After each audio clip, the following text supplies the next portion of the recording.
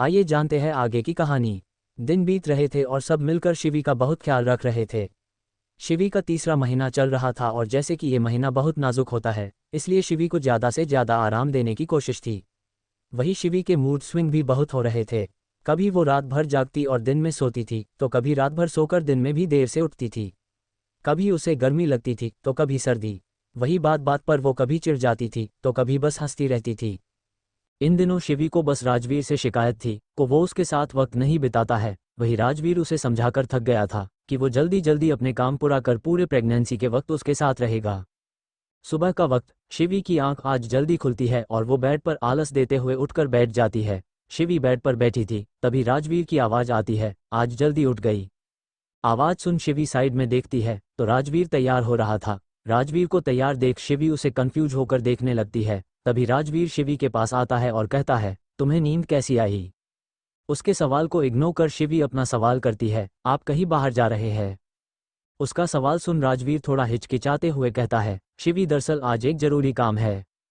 उसकी बात सुन शिवी कहती है, पर राज आज संडे है और आपने वादा किया था कि आज का पूरा दिन आप मेरे साथ बिताएंगे।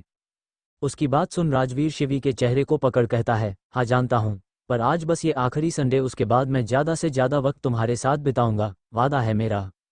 उसकी बात सुन शिवी उसे देख नाराजगी से कहती है, आज का वादा तो आप निभा नहीं पाए, तो ये वादा क्या निभाएंगे? उसकी नाराजगी देख राजवीर कहता है, शिवी बस आज का दिन। उसकी बात सुन शिवी अपने गाल से उसके दोनों हाथ हटा कहती हैं, जाए आपको देर हो जाएगी, वैसे भी आजकल आपके लिए मुझसे ज़रूरी आपका काम है। उसकी बात सुन राजवीर कहता है, शिवी ऐसा कुछ नहीं, और इसमें नाराज होने जैसा क्या है, कह तो रहा हूँ कि आगे से वक्त दूंगा तुम्हें। उसकी बात सुन शिवी उसे घूरते हुए कहती है, आप तो ऐसे कह रहे हैं जैसे वक्त देकर एहसान कर रहे मुझ पर। उसकी बात सुन राजवीर थोड़ी कठोर आवाज में कहता है, शिवी ये क्या है, अब ये एहसान वाली बात कहाँ से आ गई? कह रहा हूँ बस थोड़ा काम है और ज़रूरी नहीं होता तो मैं नहीं जाता। उसकी बात सुन शिवी बिना कुछ बोले अपनी जगह से उठ तेजी से वॉशरूम में जाने लगती है। तभी कारपेट पर उसका पैर फिसला जाता है और वो गिरने लगती है, पर इससे पहले शिवी गिरती राजवीर जल्दी से आगे बढ़ शिवी को पकड़ लेता है। गिरने के डर से शिवी ने अपना आंखें कसकर बंद कर ली थी और वो गहरी सांसें ले रही थी। राजवीर जल्दी से शिवी को ठीक से खड़ा करता है और फिर उसके चेहरे को पकड़ पूछता है, शिवी क्या तुम ठीक हो? राजवीर के सवाल पर शिवी अपनी आंखें खोल उसे देखने लगती है, फिर अपना सिर हाँ में हिला देती है। तो राजवीर उसे देख कहता है, शिवी अब तो लापरवाह होना बंद करो। उसकी बात सुन शिवी उसे घूरने लगती है और फिर उसे धक्का देकर कहती है, आप जाइए अपना काम देखिए, मैं खुद को संभाल सकती हूँ। इतना बोल वो वॉशरूम के अंदर चली जाती है, तो वही उसे ऐसे देख राजवीर अपना सिर पकड़ लेता है।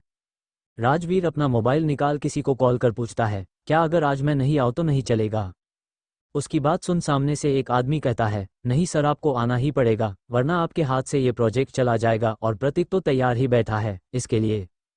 उसकी बात सुन राजवीर कहता है, नहीं, ये प्रतीक के हाथ नहीं लग सकता, मैं उसे पूरी तरह बर्बाद करना चाहता हूँ, तुम तैयारी करो मैं आता हूँ।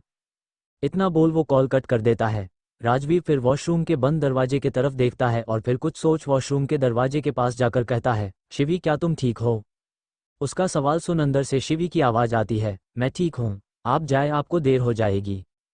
उसकी बात सुन राजवीर वहाँ से धीरे धीरे कमरे से बाहर चला जाता है। राजवीर के कदमों की आवाज़ सुन शिवी वॉशरूम का दरवाज़ा खोलती है और कमरे में आकर देखती है कि राजवीर सच में चला गया है, तो उसकी आंखें नम हो जाती है। यहाँ राजवीर नीचे आता है तो नीचे अखिलेश जी और सुनैना जी बैठे हुए थे।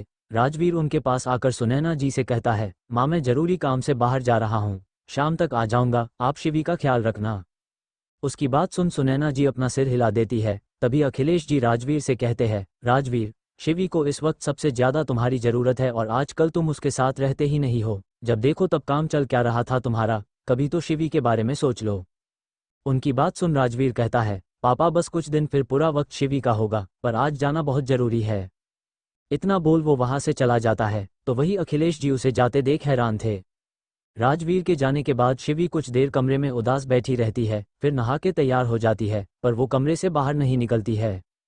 शिवी को कमरे से बाहर ना आता देख सुनैना जी उसके लिए कमरे में ही नाश्ता भेजती है, पर शिवी कुछ नहीं खाती है, वो बस उदास बैठी रहती है। शिवी कुछ सोच अपना मोबाइल उठा राजवीर को कॉल करती है, तो सामने से राजवीर कॉल उठा बिना शिवी की बात सुने कहता है, शिवी मैं अभी बिजी हूँ, कुछ देर बाद बात करता हूँ।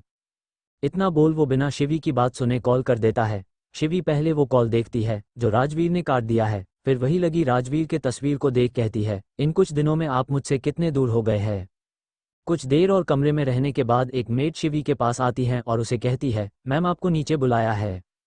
उसकी बात सुन शिवी अपना सिर हिला पहले उसे जाने कहती है, फिर खुद गहरी सांस लेकर अपना चेहरा ठीक कर कमरे से बाहर निकल जाती है। शिवी कमरे से बाहर निकल सीढ़ियों से नीचे उतरने लगती है। अभी शिवी 5 सीढ़ियां ही उतरती थी कि उसका पैर फिसल जाता है और शिवी सीढ़ियों से गड़गड़ाते हुए सीधा नीचे गिरने लगती है। शिवी को गिरता देख वहां बैठे अखिलेश जी और सुनैना जी शॉक हो जाते हैं और शिवी का नाम चिल्लाते हुए उसके तरफ दौड़ते हैं, पर तब तक शिवी सीढ़ियों से लुढ़क नीचे गिर जाती है। सुनैना जी और अखिलेश जी जल्दी से शिवी के पास आते हैं और पेट के बल गिरी शिवी को अपने तरह घुमाते हैं। शिवी को अपने तरफ घुमा दोनों जैसे ही उसे देखते हैं शॉक हो जाते हैं, क्योंकि शिवी के सिर से खून रिस रहा था।